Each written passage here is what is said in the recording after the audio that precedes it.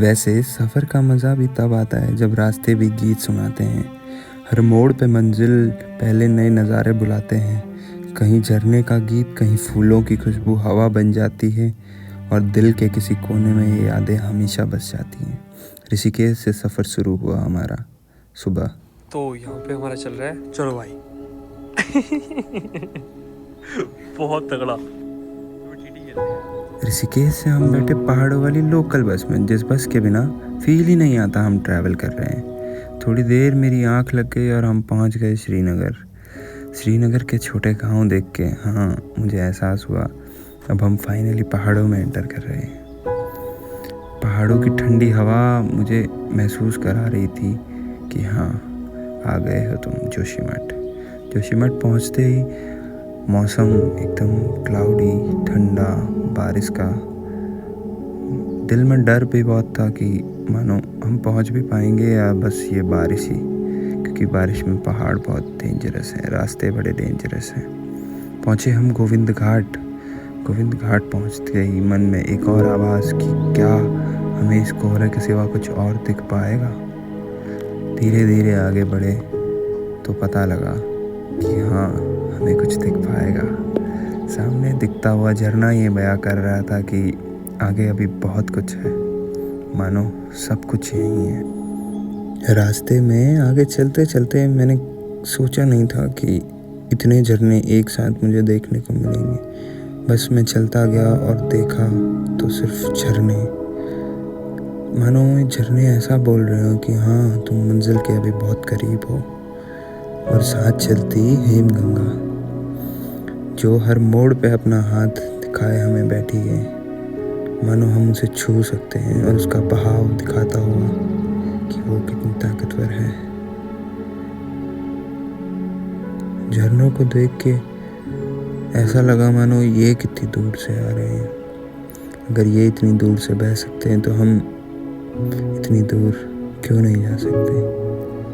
वो ऐसा मन में सोचा कि झरनों के पास जाया जा सकता है कि नहीं, बट झरने वाकई में बहुत नेचुरल, बहुत मैजिकल होते हैं।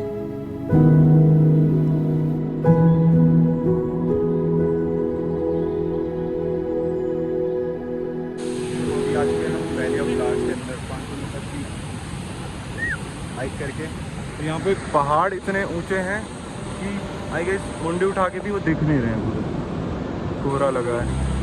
And check the view guys.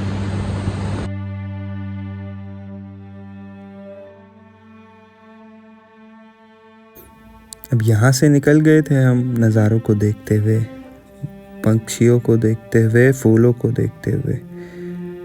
तरह तरह के फूल, तरह तरह की हरियाली, तरह तरह का मौसम, तरह तरह के पेड़, और खास बात तो ये सब कुछ हरा भरा, ग्रीनरी, एकदम ग्रीनरी। और धीरे धीरे चलते चलते हम पहुँच गए एक ऐसी जगह जो खुद में ही एक मैजिक है, द वैली ऑफ फ्लावर्स।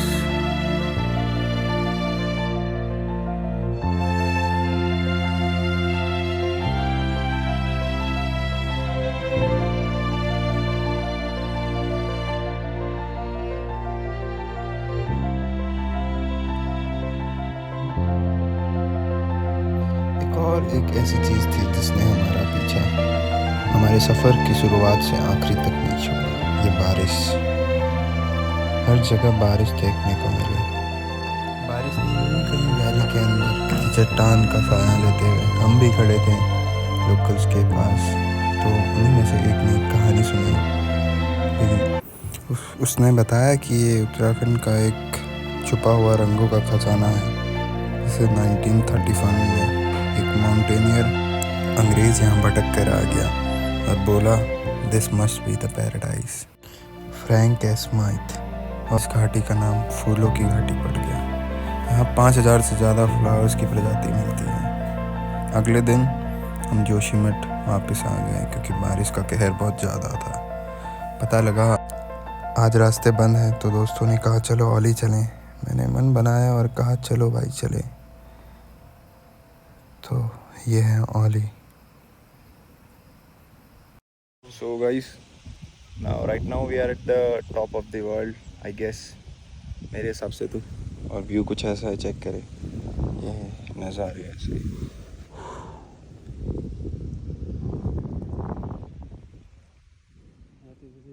शांति कितनी है। So right now we are at the top of Olive. आए थे अनएक्सपेक्टेडली, कुछ तो दिख गया, आप भी देखेंगे। What a view guys.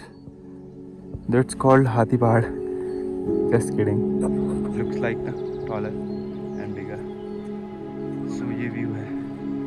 वो कहते हैं ना, कभी कभी कुछ ना चाहते हुए भी हम पा लेते हैं कुछ। मैंने ये नज़ारा पा लिया है अपनी इन आँखों से, इन चमकते हुए माउंटेन्स को देख लिया। मानो मेरा दिल इन पहाड़ों में कहीं समा गया।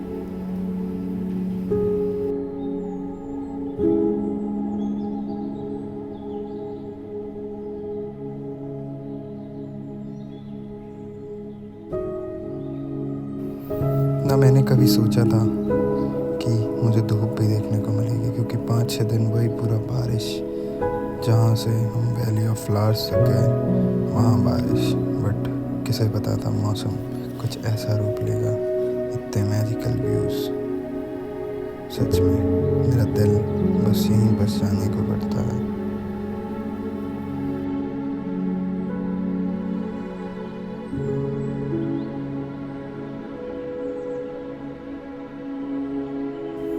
मैं इस सफ़र में खुद को जान पाया हूँ। इस मंजिल से ज़्यादा इस रास्तों की खूबसूरती को जान पाया हूँ, और देख पाया हूँ कि इतना इंतज़ार करने के बाद ये नज़ारे कुछ ज़्यादा ही खूबसूरत लगेंगे, और मानो यहीं ठहर जाने का मन कर रहा है। अगर मौका मिले मुझे इस तस्वीर को देख के इसे फिर से जीने का, फिर से पास इन पहाड़ों के जाने का, तो मैं बस यहीं ठहर जाना चाहता हूँ।